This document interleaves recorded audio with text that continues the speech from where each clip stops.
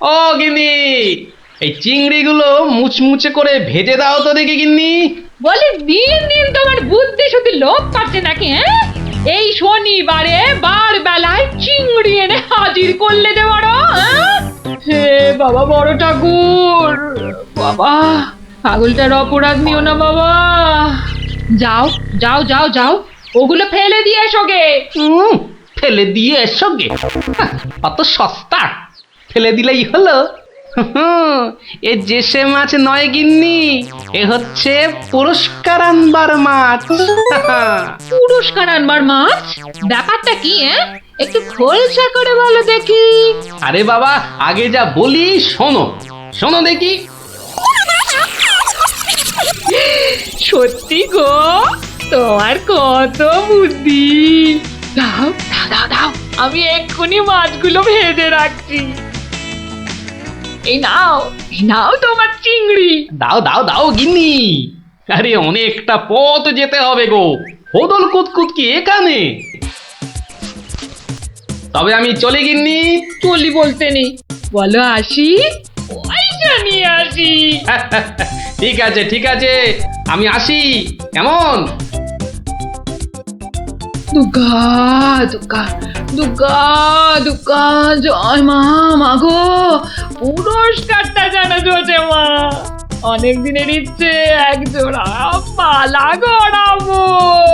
দুর্গা দুর্গা দুর্গা দুর্গা দুর্গা দুর্গা। গোপালি চলেছে তাই ঠুং ঠাং, পয়সা বাজছে টাকে। গোপালি চলেছে খুশো চিংড়িকে ছেকে। গোপালে গোপালি চলেছে গোপাল, একটু পরে কেটটা পিসিরি পুরতে চলেছে কপালে। গোপালে গোপালে গোপাল গোপাল। পিসিমা, ও পিসিমা। কে কে বাছা, এই ভক্তপুরে আবার কে এলি? পিসিমা, আমি গোপাল গো, সেই কৃষ্ণনগর থেকে আসছি গো। গোপাল মানে আমার কেষ্টর ভাঁড় গোপাল? হ্যাঁ পিসিমা, আমি তোমার কেষ্টচন্দরের ভাঁড়। আর দরজাটা খুলবে নাকি এই রোদে? খুলছি বাছা, খুলছি। একা মানুষ তো, আয় আয় আয় আয় আয়, ভেতরে আয়। একদম জ্বলে পুড়ে গেছিস দেখছি। বস বস বস, আমি একটু জল এনে দিই। নে দেখিন, জলটা খেয়ে নে। একটু চিনি যে দেব, তার আর জো আছে? জানিস বাবা, মাস চারেক আগে এক আনার চিনি কিনেছিলুম, তা হত ছাড়া পিঁপড়ে গুলো সব শেষ করে দিয়েছে গা। তুই বাবা শুধু জলটাই বরং খেয়ে নে। ও, ঢের কিপটে দেখেছি, এই তো দেখি হাড় কিপটে। না না পিসি, ওই চিনি টিনির দরকার নেই। এমন সময় এলি বাচ্চা, একটু জিরন দে তুই। আমি এক গাল মুখে দিই কিছু। না না না, তুমি ব্যস্ত হইও না পিসিমা। হ্যাঁ, তা পিসি কি রেঁধেছ গো আজ? বিধবা মানুষের আর রাধা বাড়া। গাছে লাউ ছিল, ওটা পেড়ে ঘন্ট করেছি, আর এই আতপ চালের ভাত।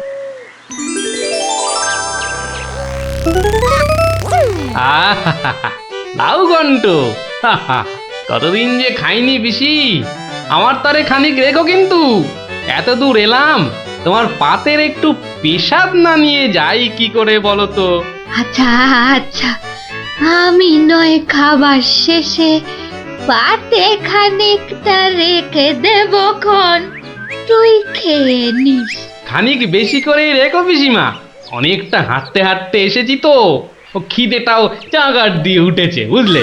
একা লোকের রান্না, বেশি কোথায় পাবো শুনি?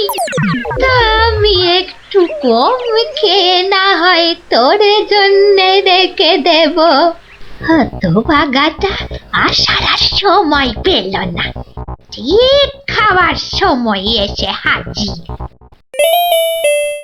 নে গোপাল, আমার হয়ে গেছে, তুই খেতে বস। আমি হাতটা ধুয়ে আসি, কেমন? এক আনার চিনি 4 মাস। এবার বুড়ি দেখো, আজ তোমার আমি কিপটেমি বার করে ছাড়বো। কই রে গোপাল, বসেছি? নে নে নে, আগে খেয়ে নে, পরে তোদের সব গল্প শুনবো। তা রান্না বান্না কেমন হয়েছে রে গোপাল? অতি উত্তম। সত্যি বলতে কি পিসিমা, এই কতদিন যে লাউ চিংড়ি খাইনি, কি বলবো তোমায়। আরেকটু হবে নাকি পিসিমা? কি বললি? লাউ চিংড়ি? তোরে কি মাথা খারাপ হয়ে গেল নাকি রে গোপাল? আমি বেদবা মানুষ, চিংড়ি মাছ আমায় খেতে আছে যে না দেবো? বললেই হলো পিসিমা, তুমি না রাঁধলে থালায় এলো কি করে শুনি? এই দেখো। কিন্তু আমি তো কই কই কই কই দেখি। হরি হরি হরি হরি হরি হরি। তুমি নিজেই তো দেখলে পিসিমা। সত্যি কথা বলতে কি, ওই বিধবা হলেও একাদিন খেতে দোষ নেই পিসিমা। তাছাড়া এই কথা ওই তুমি আর আমি শুধু জানলাম পিসিমা। বাবা গোপাল, তোর দুটি হাতে ধরে বাবা, এ কথা তুই কাউকে বলিস নে যেন। এ সত্যি না বাবা, সত্যি না। তা না হয় হলো, কিন্তু ওই মহারাজ যদি আমাকে জিজ্ঞেস করেন, তুমি তো জানো পিসিমা, আমি আমার বউকেও মিথ্যা বলতে পারি, কিন্তু মহারাজকে আমি পারবো না পিসিমা। কেষ্ট যেমন তোদের মহারাজ, আমিও তো তার পিসি নাকি? নে নে বাবা, এই কটা টাকা রাখ, কিন্তু তুমি আমাকে ভারী ফ্যাসাদে ফেললে পিসিমা। মহারাজকে মিথ্যা বলতে গেলে না পিসিমা, আরো কিছু ছাড়তে হবে। আরো? নে নে দেখ, এতে কত আছে। দেখি দেখি দেখি, একটু বেশি পেলেই ভালো হতো। তা এর বেশি নেই যখন, তখন দেখিস বাবা, এই বেদবার সম্মানটা বাঁচাস বাবা। তুমি নিশ্চিন্তে থাকো পিসিমা, আমার কথার নড়চড় হবার নয়।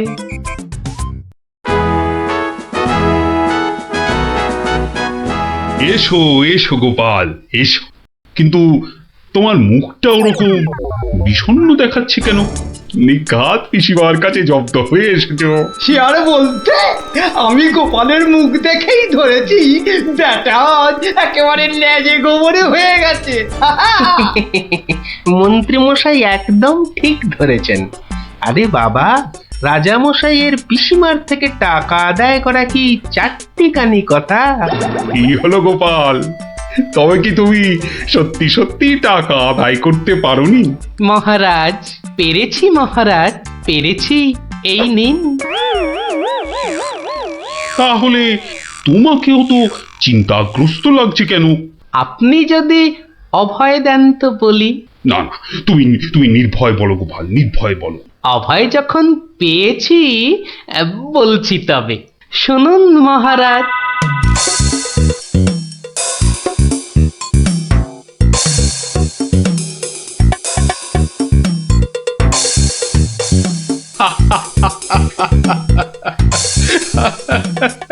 তোমার তোমার তুলনা নেই গোপাল, সত্যি তোমার তুলনা নেই।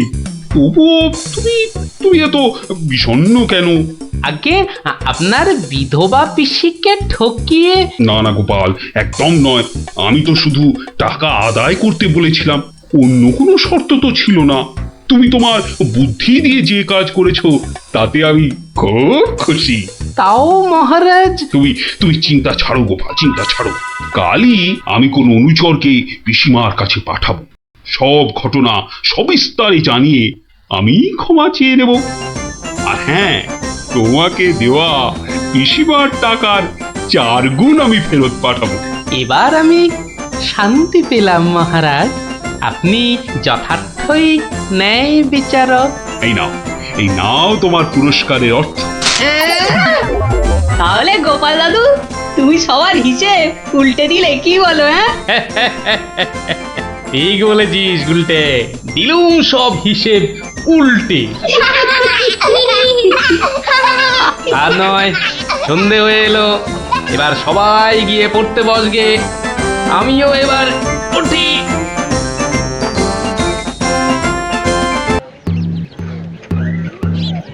শোনো শোনো শোনো, নবদ্বীপের বুড়ো বুড়ি ছোঁড়াছুড়ি ভালো করে শোনো।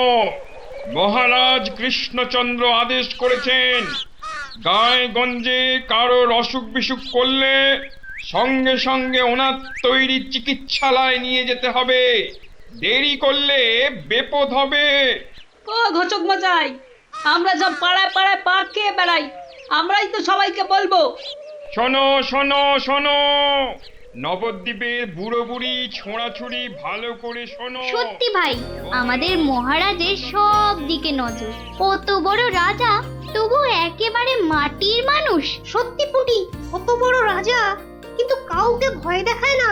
শুনলাম নদিয়ার রেঁদাচোর ধরা পড়ার পর থেকে ওকে খালি কাতুকুতু দেওয়া হয়েছিল। লোকটা হাসতে হাসতে দম বন্ধ হওয়ার জো। আর আমাদের নেড়িমুদিকে ওজন কম দেওয়ার জন্য কি শাস্তি দিল ভাবো? কি শাস্তি গো চিমটি? হুম, 57টা বড় বড় বাতাসা খাওয়ালো। নো জল, নট কিচ্ছু। এসব তো আমাদের রাজা মশাইকেই মানায়। আসলে এসব গোপাল দাদুর বুদ্ধি। ঠিক বলেছিস। তা সে কি রে, সকাল বেলায় সবাই একেবারে বাড়িতে হাজির। হ্যাঁ, কি ব্যাপার ন্যাপলা? গোপাল দাদু, আজ সকালেই রাজামশাই ঢেড়াদার ঢেড়া পিটিয়েছে। কারোর অসুখ করলে সময় নষ্ট না করে চিকিৎসালয়ে নিয়ে যেতে হবে। এই জন্য সপ্তদ্বীপে অত বাচ্চা কদিনে মরে গেল। কি দুঃখ। ওই ঢেড়া দেবার বুদ্ধি তার মাথায় এলো গোপাল দাদু? নিশ্চয়ই তোমার। না রে বাপু না, আমি হলাম গিয়ে গোপাল ভা। এ বুদ্ধি আমার আসে নাকি বল? হ্যাঁ, তাহলে রাজামশাইয়ের বুদ্ধি? রাজা মশাইয়েরও না। তাহলে কার বুদ্ধি? এই হলো আমাদের রাজবৈদ্য মহাশয়ের, বুঝলি? কত বড় কবিরাজ তিনি, তার চিকিৎসার গুণে মৃত্যুও হেরে যায়। ভাগ্যিস ওর মতো লোককে ঠিক মতো রাজবৈদ্য নির্বাচন করা হয়েছিল। ইলেভেলের লোক তো আর কম আসেনি। কি করে নির্বাচন করা হলো গোপাল দাদু? সে এক ব্যাপার, বুঝলি? মস্ত ব্যাপার, শুনি নাকি? শুরু করো গোপাল দাদু। শোন তাহলে, সে বছর খুব গরম পড়েছিল, প্রাণ একেবারে হাই যাকে বলে। ঘরে ঘরে অসুখ। এই সময়ে রাজামশাইয়ের চিকিৎসালয়ের যে বড় কবিরাজ, তিনি চলে গেলেন কাশীতে। যা বাবা, সে তো মহা বিপদের কথা, ভাববার কথা। সে আর বলতে, সবচেয়ে ভাবনা হলো রাজামশাইয়ের। প্রজাদের শরীরের কথা ভেবে ভেবে রাজামশাইয়ের ঘুম নেই একেবারে। রাজসভায় পাইচারি করে বেড়াচ্ছেন, সভা পণ্ড।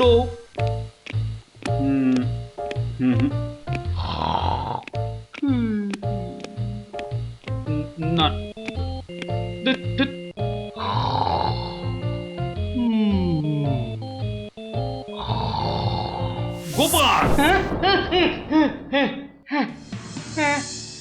আগে মহারাজ, আপনার মুখ চোখ একেবারে শুকিয়ে গেছে মহারাজ।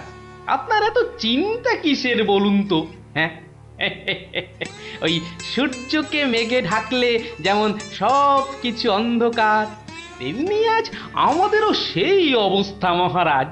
তুমি তো ভারী পচা খেদা ভাঁড় হে গোপাল। রাজবৈদ্য কাশি গেছে, দেখেছো কি চিকিৎসার হাল? ভেবে ভেবে কেষ্টচন্দ্র জেগে সারা রাত, অসুখেতে লোকে কাত, চিকিৎসার একই অধঃপাত। দেখো কাণ্ড, এই কথা তুমি একে এই কথা বলছো গোপাল? অসুখ নামে কুমির এসেছে রাজ্যে, কেটে লম্বা খাল। আরে আপনি থামুন দেখি রাজকবি। দিন রাত্রি তো তেল দিচ্ছেন রাজামশাইকে। কিন্তু বিপদ তো এসে হাজির গোপাল। কবিরাজ পাওয়া শক্ত হবে না গোপাল, কিন্তু উপযুক্ত রাজবৈদ্য নির্বাচন করব কিভাবে? তার হাতেই তো সব ভার দিতে হবে। সে তো কম কথা নয়। সত্যি কি যে হবে, রাজবৈদ্য নেই ভাবলেই পেটটা কেমন গুড়ুগুড়ু করছে মহারাজ। বড় ভয়ঙ্কর ব্যাপার। কি করে ঠিক ঠিক রাজবৈদ্য নির্বাচন করব সেই চিন্তাই এখন করছি। রাজামশাই যদি অভয় দেন, তাহলে সবচেয়ে গুণী রাজবৈদ্যকে আমি নির্বাচন করে দেব। তুমি ভাঁড় করবে রাজবৈদ্য নির্বাচন? রাজপণ্ডিত শুনুন শুনুন, কি বলে গোপাল শুনুন। কিম অদ্ভুতং, বামুন হয়ে চাঁদ ধরতে চায়। বামুনং চন্দ্রং ধরিষ্যতি, অদ্ভুতং অদ্ভুতং। কালে কালে কতই হবে, পিঠে পুলির ল্যাজ বেরোবে, বেড়ালের সিংহ যাবে, সিংহ মশাই ঘাস যে খাবে। শুনুন মহারাজ, শুনুন শুনুন, যদি আমি ঠিক ঠিক রাজবৈদ্য বেছে দিতে না পারি, তাহলে আমার এক গালে চুন আর এক গালে কালি মাখিয়ে উল্টো কাঁধায় চড়িয়ে কৃষ্ণনগরে ঘোরাবেন, ঠিক আছে? বেশ বেশ, গোপালের কথায় আমরা রাজি। বলো গোপাল, এবার কি করতে হবে? মহারাজ, ওই মন্ত্রী মশাইকে বলুন দেয়ালে দেয়ালে আপনার ঘোষণা সেঁটে দিতে। আগামী মঙ্গলবার মানে 7 দিন পরে আপনি এ রাজ্যে বৈদ্যদের ডাকুন, আমি ঠিক লোক বেছে দেব মহারাজ। বেশ, আগামী মঙ্গলবার 7 দিন পর। মন্ত্রী মহারাজ, করো ঘোষণা, রাজবৈদ্য চাই। যে আজ্ঞে রাজামশাই। তারপর কি হলো গোপাল দাদু? হ্যাঁ, কি হলো? হ্যাঁ, কি আবার হবে? নবদ্বীপ জুড়ে দেয়ালে দেয়ালে সাঁটা হলো রাজবৈদ্য চাই। পরের মঙ্গলবার হই হই কাণ্ড, সবাই চায় রাজবৈদ্য হতে। ময়রা নাপিত নারকোল পাড়িয়ে তারাও সব ছুটলো রাজবৈদ্য হতে। একেবারে 3000 বৈদ্য, বুঝলি? 3000? মহারাজ কৃষ্ণচন্দ্র তো গুণী মানুষ, তিনি 3000 জনের থেকে 3 জনকে বেছে দিলেন। ওদের মধ্যে থেকে বেছে দিতে হবে রাজবৈদ্যকে। 3000 বৈদ্য এসেছিলেন, বেশিরভাগই রদ্দি। অথচ বলছে আমরা সব বদ্যি। আরে চুপ করো না বাপু, রাজামশাইকে বলতে দাও না ভায়া। আমি 3000-এর মধ্যে 3 জনকে বেছেছি। এইবার তোমাকে আসল বাছা বাছতে হবে, আর ঠিক মতো না হলে এই গালে মাখিবে চুন, ওই গালে কালি, গাধায় চড়িয়া ভাঁড় খাবে গালা গালি। আমি তৈরি আছি কবি মশাই। আপনি কাকে কাকে বেছেছেন মহারাজ? মন্ত্রী মশাই, ডাকুন ওদের, এটা আপনার কর্ম। প্রথম বৈদ্য এসেছেন সেই সুদূর কিষ্কিন্ধা থেকে, নাম শ্রী শ্রীল আয়ু আচার্য দন্তলাবণ্য মহার্ণব। কোথায় কোথায়? আসুন আসুন মহার্ণব মশাই, এগিয়ে আসুন এগিয়ে আসুন। দ্বিতীয় বৈদ্য দ্বিতীয় বৈদ্য এসেছেন অলকাপুর থেকে। ওনার নাম হলো মম নাম পিণ্ডাইকরণ কবিরাজন পুঙ্গবং চরক শাস্ত্রী। দেখো কাণ্ড, এত বড় বড় নাম মনে রাখা ভয়ানক শক্ত বুদ্ধি মশাই। আমি ওনাকে বলবো আচার্য মশাই, আর আপনাকে বলবো শাস্ত্রী মশাই। মন্ত্রী মশাই, এবার তৃতীয় কবিরাজকে ডাকুন। তৃতীয় কবিরাজের নামটা বড় ছোট, শাস্ত্রী নয়, আচার্য নয়, নবদ্বীপের লোক। খুব বয়স হয়েছে। ওর নাম হলো, আমাকে লোকে বলে বুড়ো কবিরাজ। কি কি রোগের চিকিৎসা করেছেন একবার বলে দিন। বলতে গেলে আমি কোনো রোগেরই চিকিৎসা করি না, একদম আকার। অথচ আমায় যদি বলতে বলেন, এক নিঃশ্বাসে ৭৩,০০০ রোগ বলে যাব। হ্যাঁ, ওলাউটো, পেঁজরা, খোস, কাশি, সর্দি গর্মি, তরকা, কম্প, ঝম্প, শ্বেত সার, কত হলো? কে এমন মূর্খ আছে যে গুনবে ভারমশাই? ও যদি ৭৩,০০০ রোগের নাম বলে, আমি বলবো ৮৩ লাখ। সব বড় বড় রোগ, সর্দি কাশির মতো নাতি নাতনি রোগ নয়। শুনুন তাহলে, যক্ষা, রক্তাম্বু, অস্থিবাস, বেগুন চোরা, দাপট কাঁটা, তে আটকা, মরা মাছ, হাঁস পোকা। থামো থামো থামো, ও এ তো কানের পোকা, নাড়িয়ে ছেড়ে দেবে। শুধু কানে কেন মহারাজ, কানে, বগলে, নখে, সর্বত্রই পোকা নড়বে, তবে আমার নাম শাস্ত্রী। গোপাল, আর বিলম্ব করলে দেশত্যাগী হব বলে দিলাম। বেশ বেশ মহারাজ, আমি শুরু করি। আচার্য মশাই। আচার্য মশাই, এগিয়ে আসুন, এগিয়ে আসুন। না না না না, আসতে হবে না, আসতে হবে না। বলছিলাম কি, ওই কৃষ্ণনগরের দেওয়ালে দেওয়ালে লেখা হলো রাজবৈদ্য চাই। আপনি বিদেশের লোক, কি করে খবর পেলেন?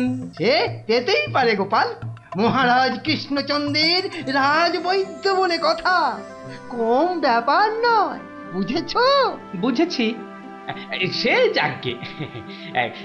কবিরাজ মশাইগণ, সভাসদগণ, আপনারা সবাই জানেন আমাদের শাস্ত্রে একটা কথা আছে, শতং মারি ভবেত বৈদ্য। যে কবিরাজ যত বেশি মারতে পারবে সে তত বড় বৈদ্য। নিন আচার্য মশাই, আপনি বলুন কজন মরেছে এ পর্যন্ত? কি করে হুট করে বলি? বলুন বলুন, ওই ২-৪টে কম বেশি হলে সেটা কিছু হবে না। তা ধরেন মোট রোগী দেখেছি ৩,৮০৬ জন গতকাল পর্যন্ত। হাততালি হাততালি হাততালি। এবার বলুন আচার্য মশাই, তাদের মধ্যে মেরেছেন কজনকে? মানে কজন মরেছে আর কি। একেবারে ২৫০০০। যমরাজের ঘরে পাঠিয়ে আমি কবিরাজ। আরে দূর দূর, নাবালক, দুগ্ধপোষ্য, ২৫০০ মেরেই একেবারে হনুমানের মতো লাফাচ্ছে দেখো। হ্যাঁ, এ কবিরাজি না করে রাজসভায় নাচুক মহারাজ। হ্যাঁ, এ রোজই ২.৫ পো আদা নিম পাতার সঙ্গে বেটে খাওয়া উচিত। আপনি কতজন রোগী দেখেছেন শাস্ত্রী মশাই? ১৫০০ হবে, কি বলো? আমি দেখেছি ১৮,৭৭১ জন, মরেছে ১৮,৩০০।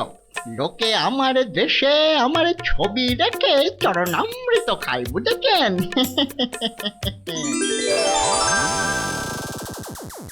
বুঝলেন তো?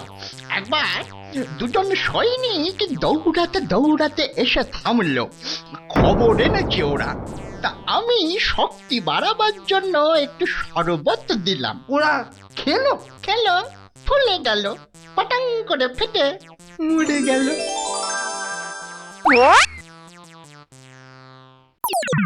এ কি, আপনি কোথায় যাচ্ছেন? আরে পাকড়ো পাকড়ো। আপনি কোথায় পালাচ্ছেন দাদু মশাই?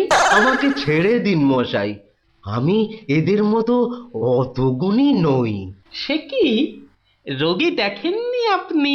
দেখেছি মশাই, কিন্তু বড় কম। কেন কম কেন?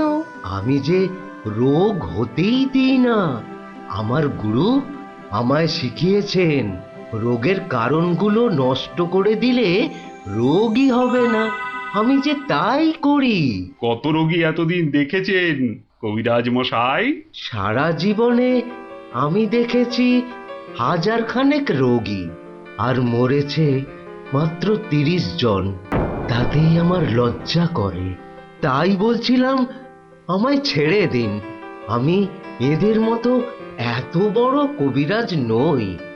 আমি বড় তুচ্ছ, এখানে এসে খুব ভুল করেছি। কিন্তু কবিরাজ মশাই, এখানে না এলে আপনি আরো ভুল করতেন যে। কারণ মহারাজ কৃষ্ণচন্দ্র আপনার মতন রাজবৈদ্যকেই খুঁজছেন।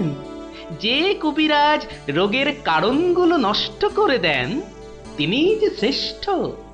যে কবিরাজ রোগীর মৃত্যু হলে দুঃখ পায়, লজ্জা পায়, তিনিই তো শ্রেষ্ঠ। মহারাজ, এই আমার শ্রেষ্ঠ কবিরাজ। নির্বাচন শেষ মহারাজ। সাবাস গোপাল, সাবাস। তোমার রাজবৈদ্য নির্বাচন এই দেশের সর্বশ্রেষ্ঠ শিক্ষা।